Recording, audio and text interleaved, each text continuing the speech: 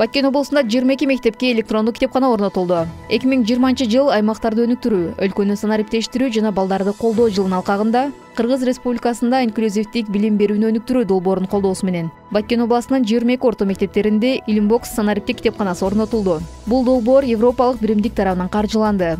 Китепканада кыргыз, орус жана англис тилдеринде адабияттарды тапса болот жана аларды интернети жок колдонууга болот. Китепканадан англис тили, математика, геометрия, тарых, физика, химия, көркөмчүлүк жана программалоо боюнча видео лекцияларды англис тилинде көрүүгө болот. Балдардын билимин текшерүү үчүн тесттер да камтылган.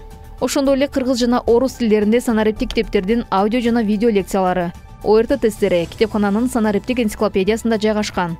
Ал 500дөн ашык кыргыз, орус, өзбек жана тажик тилдеринде окутулуучу китептерди, 300дөн ашык педагогика, археология, мамлекеттик укук жана көркөмчүлүк боюнча китептерди камтыйт.